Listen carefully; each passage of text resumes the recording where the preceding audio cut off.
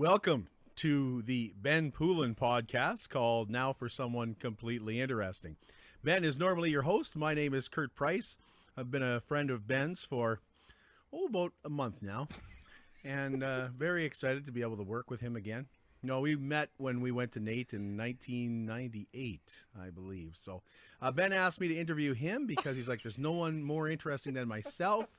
So please, if you could talk to me about how great I am, that would be sensational. And I said, what would you like me to talk about? And then he told me a whole bunch of things that he just made up about how he fought in the Iraq War, how he just got back, and say that he was, given the Purple Cross and all this stuff. Like, you know what? Let's just be honest with the listeners, okay, Ben? Let's just start with the basics, okay? So Ben Poulin is the guest today on the Now for Someone Completely Interesting podcast. You How egotistical, self-righteous, egotistical bastard. I invent this podcast now for someone completely interesting. And who do I pick as my 10th episode? Myself. Yeah, like most people would go, oh, I'm at 100th episode or something, 25 even. Poulin goes, well, I made it to 10. So, Ben, I'm pretty proud of that, actually. Honestly, this was, and she's sitting right here. This was my wife's idea. Very early on when we were toying with the idea, who can we have a guest? Who can we have guests? Oh, you know what would be funny? She goes, you should get someone to interview you. I could do it. I was like, no. But here we are. I don't know if she's going to like some of the answers, though. I want to start with your ex-girlfriend. No, seriously, let's get things started with Ben Poulin growing up in Elk Point. Okay. So you grow up in were you born in that area or what? I was actually born in the Elk Point Hospital. They used to deliver babies and all. I remember growing up in high school, and we were talking about where you're born, and this is like I was in grade 7. It's 1993, and I was born in the hospital. I says to a guy, and he says, "That's impossible. They don't deliver babies in the Elk Point Hospital." I said, "Well, no, nowadays they don't. You had to go to the next town over, the other town, which was St. Paul. That's what we called it, the other town." Because that's how you talk when you're in Elk Point. And he's like, no, that's impossible. They don't have the technology to deliver babies in Elk Point. And I was like, dude, they didn't have technology in the Middle Ages. What, do you think you're the $6 million man or what?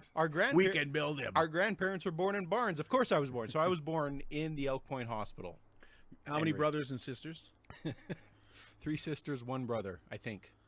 And I find it always interesting about what your dad did in Elk Point. So tell us what your dad did in Elk Point. He was a baker. We owned the bakery in Elk Point. How long did you guys own the bakery? I want to say from the early 70s, and he finally got out of it. So just over 20, 25 years, I guess. He did it for longer, but he owned the bakery for, like, he started off in the 60s working at a co-op bakery in Edmonton, and then finally got an opportunity to buy a business, and it was in Elk Point, Alberta, and yeah, it was the Elk Point Bakery, and then he renamed it the Golden Oak Bakery, which it's still there to this day, the old so wasn't there like a contest or something recently where they were nominating bakeries across oh the yeah, country? like a couple of years ago, and they actually Yeah. won, like I think 3rd overall for best bakery in Canada or something like that. So were they still using your dad's recipes and things like that? Or? Some of them I believe they do still use, but the guy there is just pretty good baker himself. So he's had some new recipes and new some of his own flair to it too, right? Sounds like an interesting guy. Should have had him on for the 10th episode. You're probably right. So when it comes to your dad, because when I met your dad, he was working in the oil field. So I had a hard time imagining your dad as a baker. Well, so when he left the bakery, he got a job for an oil field company. He worked in like the parts room for a little bit, and then he was kind of a shop manager and kind of in charge of making sure scheduling was done right, when trucks got fixed, when they had to be shipped to other facilities for prepping when they were building the trucks and stuff like that. So yeah. So here comes the big question. I know you've been dying to tell us about it. Tell us about your junior B career. I played about 6 months of, no, not even that. 6 weeks of junior B hockey, maybe. I played 3 positions. I was end, guard, and tackle. Junior B hockey? Yeah, I sat on the end of the bench. I guarded the sticks and tackled any son of a bitch that tried to steal them.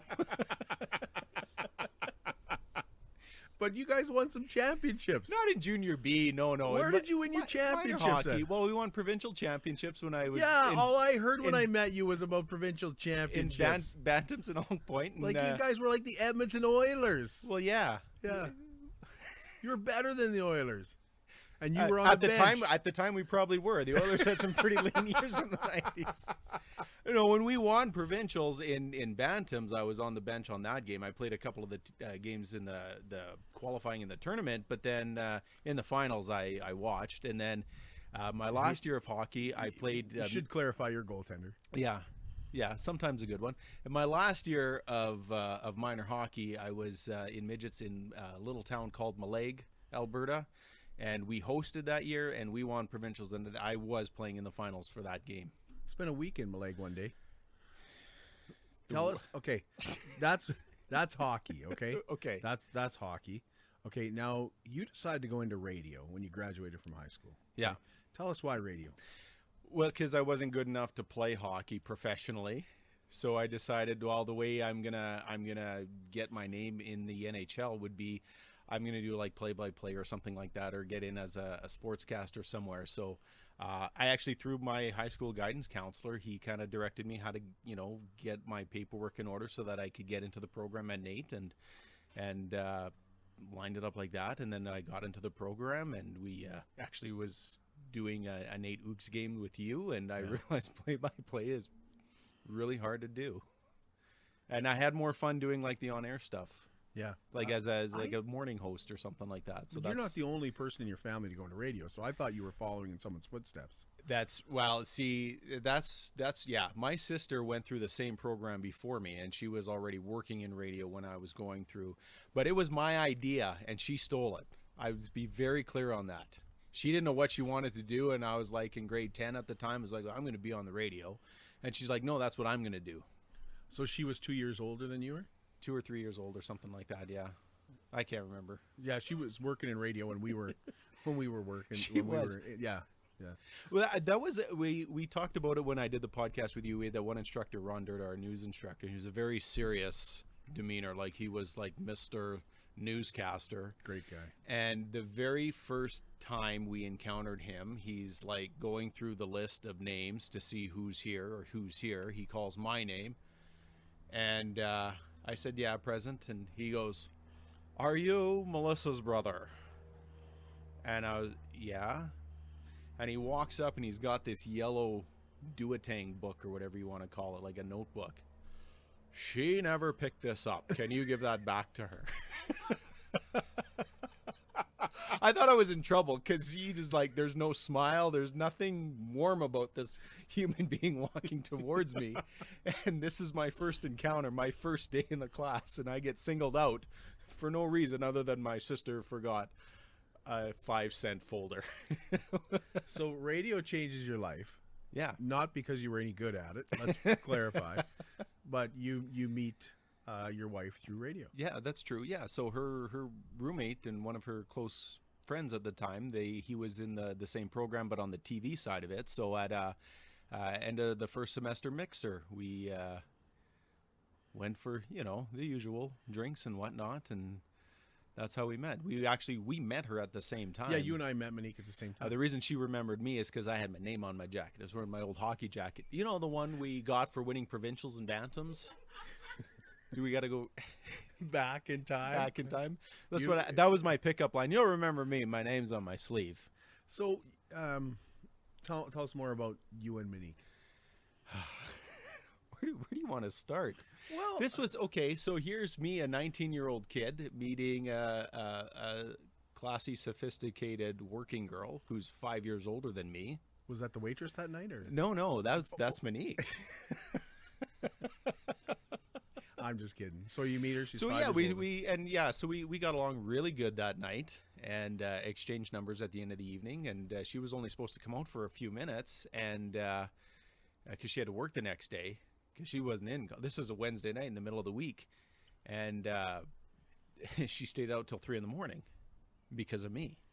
And how could you not, right? I mean, so over the couple of weeks we started dating and everything like that, and things started going pretty good. So that's when I start telling my family that I'm kind of seeing someone. And then there was the phone call home to, let my parents know, because I knew eventually my sister was just going to let the cat out of the bag anyways. Rosanna. And, yeah, because we live together, and she can never keep a secret for anything.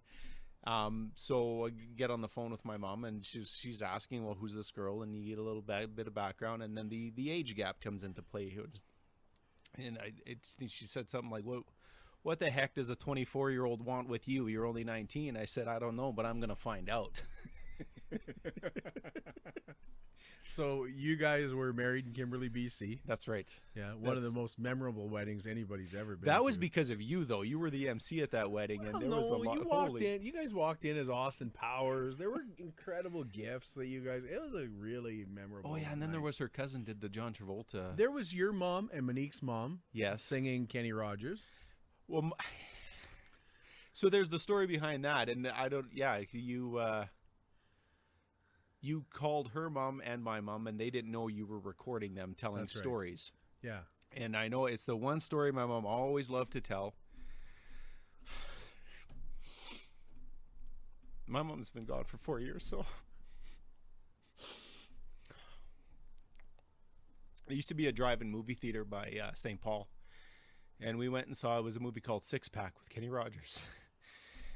And the theme song from that is Love Will Turn You Around. So she always talks about how after the movie driving home, everyone's fell asleep in the vehicle except me. I'm 2 years old or 3 years old or whatever it was, and I'm singing the song at the top of my lungs. I only knew the main verse of it. So she tells that story, and you recorded it, and then somehow seamlessly mixed the music in with it, and then that was... She did a good job singing it. Yeah. Yeah. She was so embarrassed that you did that. Like, she the look on her face. That's all I could see, because we could barely hear, because our head table was on the stage behind the speakers. But the look on her face, I knew exactly what was going on, because she was, yeah. I remember the look on Monique's mom's face, too, when she realized that I had recorded her singing it, too. Did she sing it, too? I can't remember. Did. Okay. She did. Yes, when I phoned her up and I just said, like, do you know the words to this song? Yeah. Yeah. There's somebody has a recording of that yet. Please tell me somebody has it. I gotta find it somewhere. I thought you have it. Too. I must have it somewhere. You gotta look. Yeah, but you guys got married in Kimberley. Beautiful setting, like just absolutely gorgeous setting in Kimberley. Yeah, beautiful. Plans to retire there? Is that the plan for you guys? Hard to say right now. I'd love to, but I mean, there's a lot going on where we are right now, and career-wise and everything like that, and. We had a lot of close connections. Our kid's really happy there where he's at right now in school, but he's, just coming at the tail end of junior high. That goes by fast. And see what happens when he's 19. He meets a 24-year-old. We were talking about that today driving up, because he's got a buddy that's just a grade ahead of him, and the buddy's got an older sister that graduated last year. Well, it'd be like dating your buddy's sister. You guys could be dating in a few years. But anyway, let's go back to radio. Okay. Let's go back to your career in radio. You traveled and lived in a lot of places when it comes to radio. Yeah. The one piece of advice when we were in class in school at NAIT was, I think it was Dave Albright, who had a lot of great advice over the course of that year and a half that we spent there. When you get offered a job in radio, take it. Because, your objective, why you got into this program was to get a job in radio. So whatever you can get. So no matter where you get that job, I don't care if it's way up in the Northwest Territories, you take that job. So I'm halfway through my practicum. I was able to come back home to St. Paul to do my practicum, because you got to do your 3 months on air. Basically, you free labor, right, for the radio station. They love it. And halfway through that, I get a call from... Mix 100 CJCD in Yellowknife, Northwest Territories. There's my first job offer. And all I can hear in the back is Dave Albright. I was like, this is like, was he talking to me? Did he know? And so, yeah, so I interviewed for it. I took the job, but I was scared as hell because it's Yellowknife. It's Yellowknife. But, no, I shouldn't say I was scared. I was really nervous about it, because that's a long ways from home. It's a long ways from home. It's a long ways with nothing. At the time, me and Monique were still just dating. So, what does that do to a relationship, right? We weren't. So, And that's, I remember saying, I like, well, they're offering me the job. What do I do? And she's like, take it. What about us? She goes, we'll figure this out, but take the job. So yeah, so packed up. That was an adventure in its own. My parents hauled me up there and towed a little old beat up Datsun truck behind us, and that was going to be my vehicle while we were up there and settle in. And the first night there, so I got in. I had lined up. I was able to get an apartment and everything like that. And my parents were staying at a campsite nearby, and just kind of outside the outskirts of the city. And I decided I'm going to stay in the apartment. Moved all my stuff. I had a bed. Is all I had basically. I had I had lawn chairs that I bought at Walmart was my furniture, and like a little kitchen table set and stuff like that. So I was like, no, I'll set like so. I mean, it took us all of 20 minutes to move everything in, and I was like, okay, I'm gonna spend the night in my apartment, right? So instead of hanging out at the campground and stuff like that, like that was the first time I literally lived on my own, and that was a scary thing, and because I grew up in a house full of, siblings and everything like that. And then lived with Rosanna when you were lived with my sister and my cousin and we were 4 people in a 3-bedroom apartment, which that was, like I was always in close proximity with other human beings. When that first night when you're by yourself is just, I don't know. Yeah, it took a couple nights, but when I realized that I could, and this is before you have like iPads and cell phones, when I realized you can sit on the toilet and watch TV, I was okay after that. I was one of the best years of my life living on my own. And what was really lucky and what worked out really well for the relationship side of things is Monique worked for a travel company that did corporate travel bookings, and fortunately their main company that they booked for was a company that worked up I think it was a gold mine north of Yellowknife. So the airline was through Yellowknife, and if you booked so much tickets with this company, they would give you like vouchers to travel with and stuff, right? Which was great. Anybody at the company could use it, but this airline only traveled from Edmonton to Yellowknife, and nobody in that office had any reason to do that. So she used all the vouchers, and I think she came up at least once a month to visit, and that's actually was Thanksgiving of 2000. That's when we got engaged, and conjugal visits. Yeah, yeah. Literally. It's like you're like blushing. That's never happened. So you worked in Yellowknife for how long? It was just under a year. So winter there was insane, like, and we had a cold winter. Even locals said this is cold. Christmas, right around Christmas time, Monique had come up to visit as well, and I think it was at least minus 55 with the wind chill. Yeah, what people don't realize what Yellowknife is, they don't get as much snow as you think they would. No, they don't. They just get really cold. It gets really cold, and but there was a lot of cool things that happens in and around the wintertime. The road system networks like triples up there because of ice roads. Yep. We drove an ice road across, like there's basically it's Yellowknife Bay, and you can drive across to this other settlement called I think it's called Detta. So from Yellowknife to Detta, they call it the Detta Ice Road. It was the smoothest road in the Northwest Territories, period, because when you drive the highways, I mean, with all the permafrost and stuff, highways heave and stuff, and they're not. The highways are terrifying up there, to say the least. I've driven them; they're terrifying. But yeah, so I mean, that was a neat experience. I still to this day, my boss from that because I worked in the newsroom there, and my boss is still keep in touch with him. He was one of the best bosses. He was a very strict, tough, but really knew how to draw the best, and like knew when to kind of tough love versus nurturing kind of thing. He knew he had a young kid with a lot of nerves and stuff. So I learned a lot that way, not just with news and everything, but with the broadcast industry. And another really great, and this is definitely an individual I'm going to have on my podcast. The guy's done everything imaginable. His name is Dave Dempsey, and we go back ways. Like I met him. He was working for, I think it was the RBC Bank in financial investment and stuff. So the way I got to meet him was he would come in and do like the business report and stuff as kind of part of his business advertising and stuff. So he'd do the business report, so we'd have to record that. And the guy's always wearing a suit and tie and everything. He's the farthest thing from a suit and tie human being. So like a diehard Toronto Maple Leafs fan, this is the guy that wears the blue wig and paints his face when he goes to the games. I thought you said he was a good guy. Yeah, well, besides that, I guess. He did learn to become an Oilers fan, too, when he moved down to Edmonton eventually, years later. But the guy came to the Northwest Territories to be a dog sled racer. He got into the business world to finance dog sled racing because it's fairly expensive. But then somehow just ended up staying with that. But his ideal vacations was hopping in a canoe and heading out into the Great White North in the summer and the black flies and everything like that. And to this day, that's still his favorite place in the world. And we still see each other quite frequently because I do my ultra runs and he's what we call my pit crew. So he massages my feet and makes sure I've got Vaseline where it needs to be. There's chafing issues when you run for 18 hours at a time. So where did you go from after Yellowknife? So Yellowknife, a job came up in Edson for kind of like what they call a swing announcer. So you do fill in for shifts, you do evening shifts, you do weekend shifts.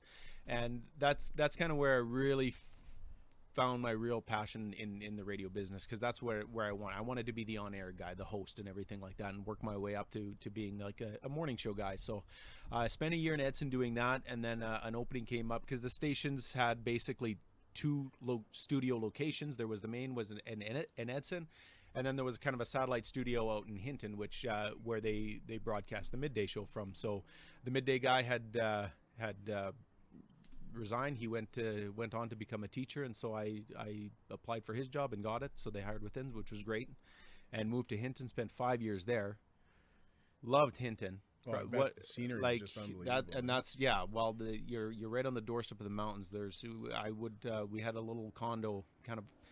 Hinton has a hill and a valley, so we were up on the hill. You like to be on the hill because the pulp mill in Hinton is in the valley, and you smell it more down there. So Monique's living with you at this point. You guys are married? Yeah, this is actually the year we got married. Oh, yeah. And being a good Catholic boy, we did it right. We didn't move in together till 6 months after we were married.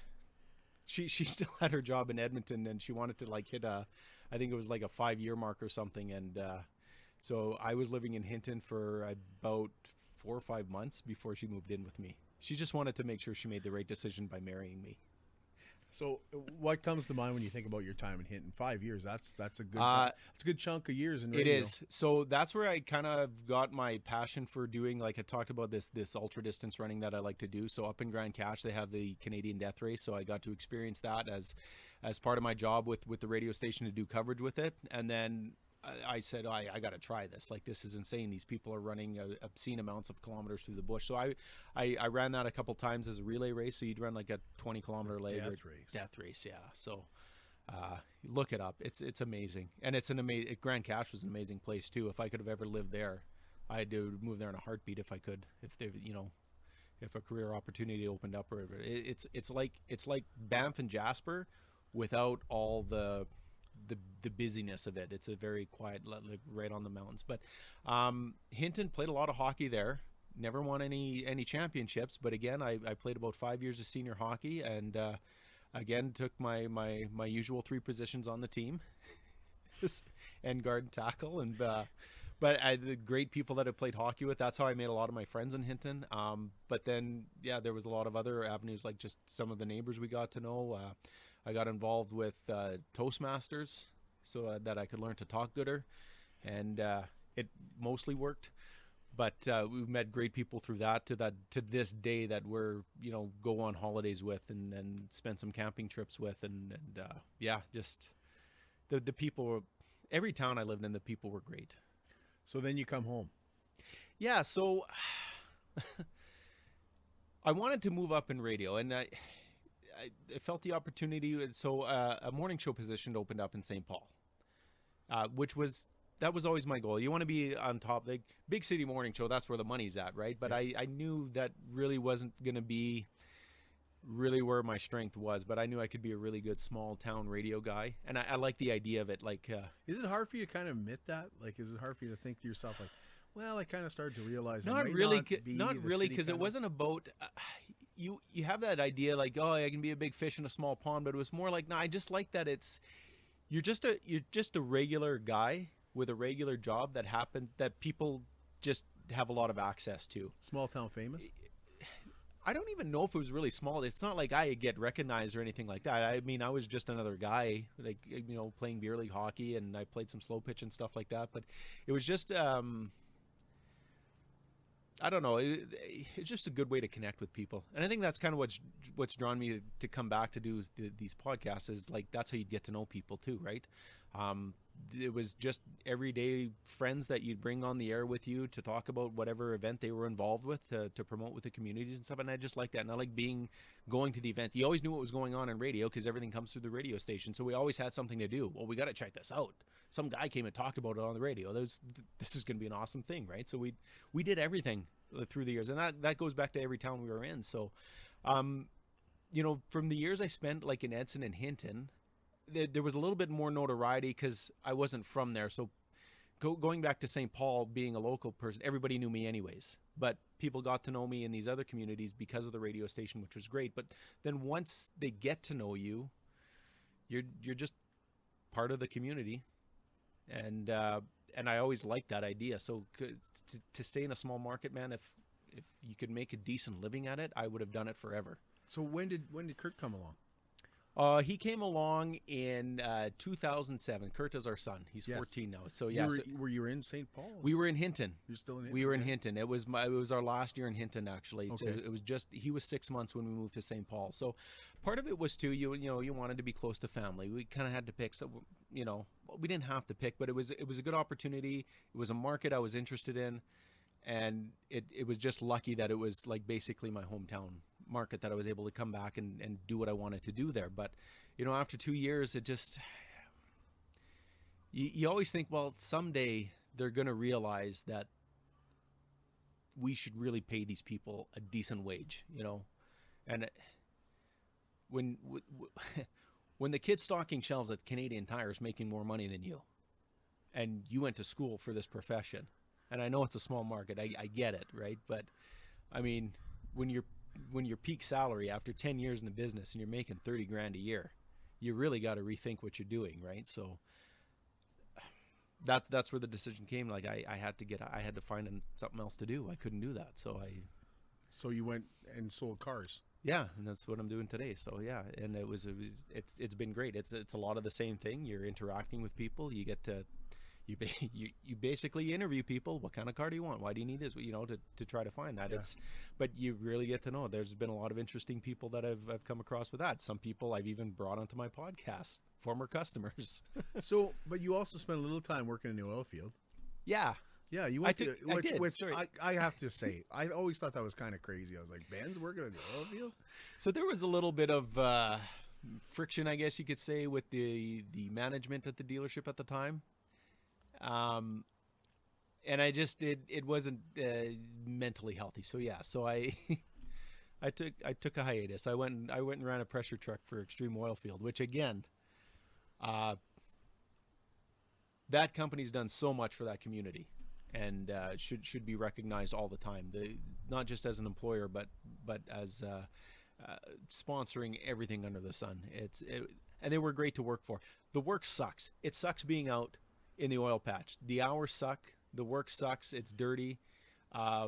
When it's 40 degrees above and you got to wear your coveralls, it sucks. And when it's 40 below and you got to stand outside and do whatever work needs to be done, it sucks. But the company was great. The people I worked with were great. It was a good experience to really understand, what people sacrifice for to do something like that. I was very lucky. I was home every night. I didn't have to work in the camps or anything like that. But I remember what they call rig jobs. So there's a service rig on the oil lease, and there's the big derricks up, and they're pulling pipe out of the well, and they need a pressure truck to do like a flush or something like that at a certain time.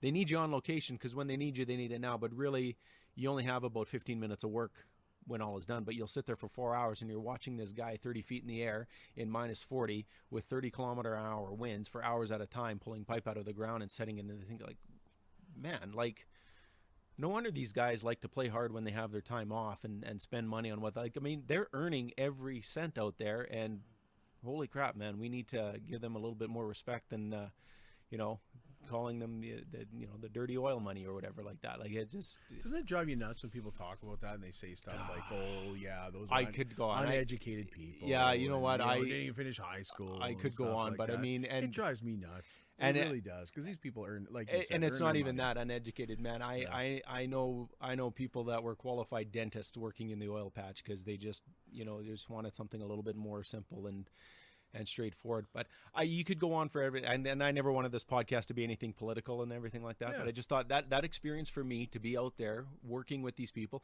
and believe me, there are some people there that if I never see them again, it would be too soon. But there was. There's people all like that all over There's the world. people like that all over, but for the Yeah. most part, I mean, just genuinely good people, hardworking, and taking care of their families. And that's why they're doing this. And it was to physically be a part of it. You really have a better appreciation of it. And something as simple as driving a truck, learning how to drive those trucks. Let me tell you something. Think twice when you cut in front of those guys. They don't stop like a car stops. Like, you have to understand that. And I have a better. How did your vocabulary develop driving a truck? So now you're selling cars. Yep. And you're doing this podcast. Yep. Called Baking with Ben. That's what it should be. It's now for someone completely interesting. So you asked me, so I'll ask you.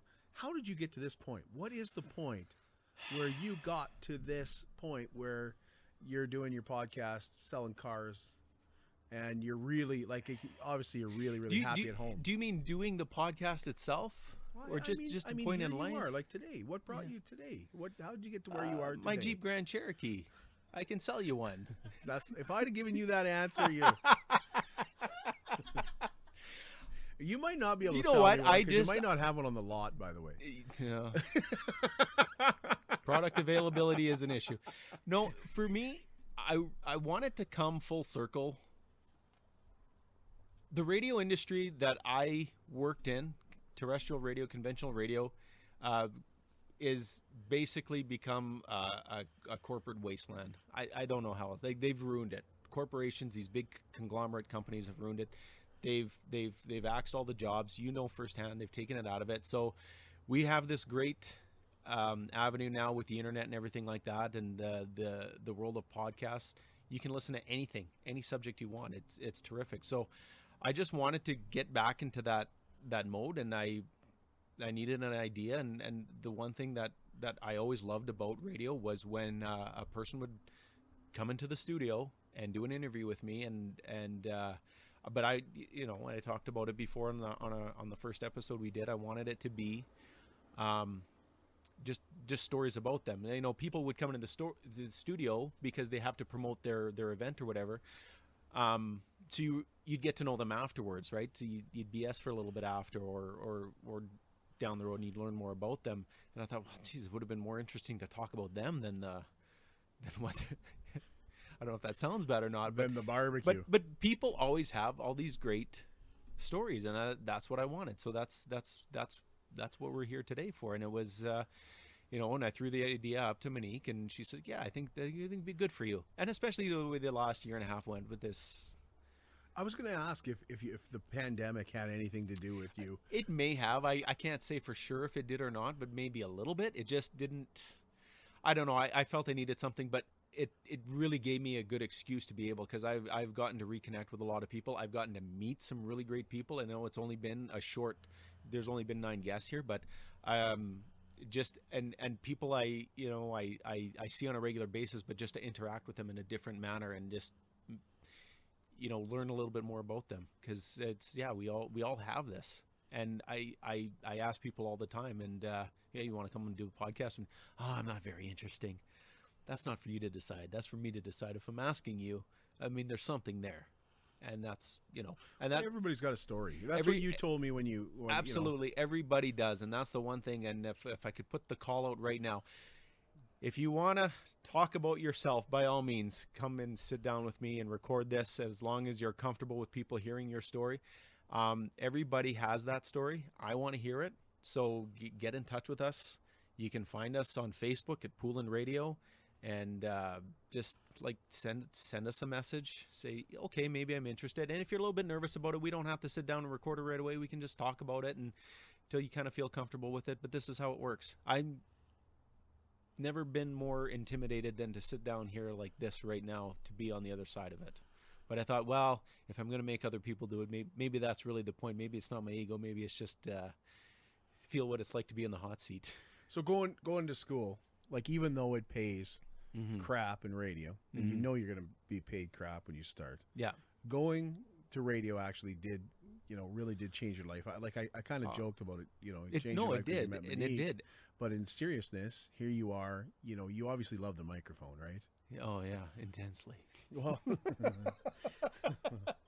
I don't know why I did that. It's sexual healing is what it is.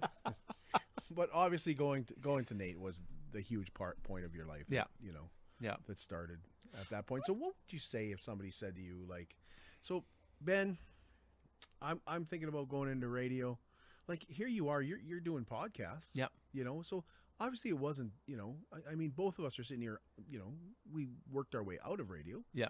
But it ended up being, in the long run, better for you, better for me. And, we're happy about that. I definitely would say do it. 100% do it. Do it while you're young is usually the better way to do it. Especially because, if you don't have a family and everything like that, you can work those kinks out. And there is some great opportunities, I think, out there.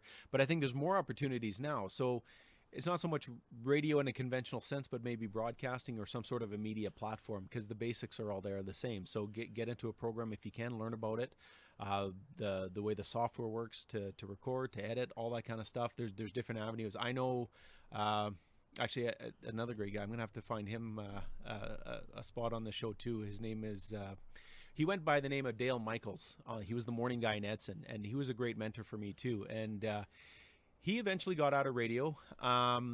Worked, I think it was in a coal mine by Edson for years and years and years, and then recently got laid off. And well, what's he doing now? He's doing voiceover servicing.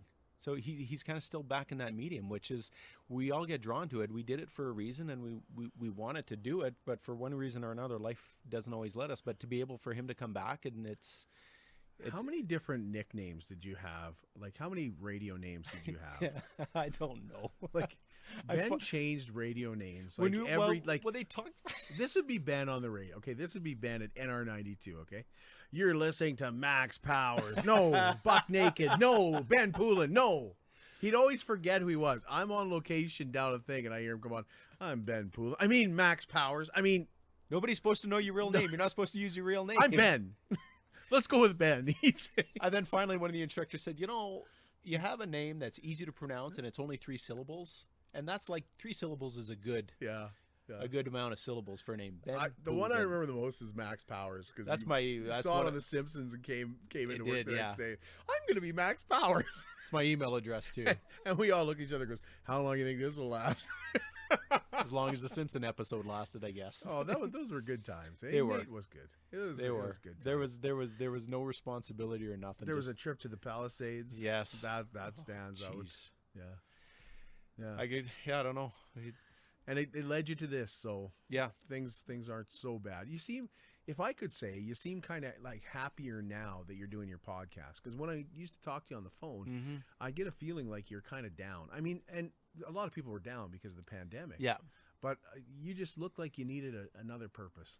You sounded like you needed probably that right. purpose. I don't know if I was fully aware of that or not, but probably right. I do feel better doing this all the time. And I honestly, I line these things up, and I think I'm more nervous than the person coming in to interview, because I want them to be comfortable, and I want to do a good job. I want them to feel like they came across nice and everything like that. So it's still that anticipation, but that's kind of what, like when I played hockey competitively, like the nerves before the game, right? That's You mean when you sat on the bench when competitively? I did play. I played a few games.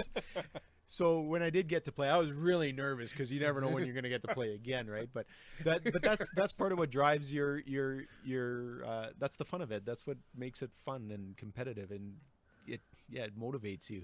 Anything you wanted to talk about that I forgot to ask you about?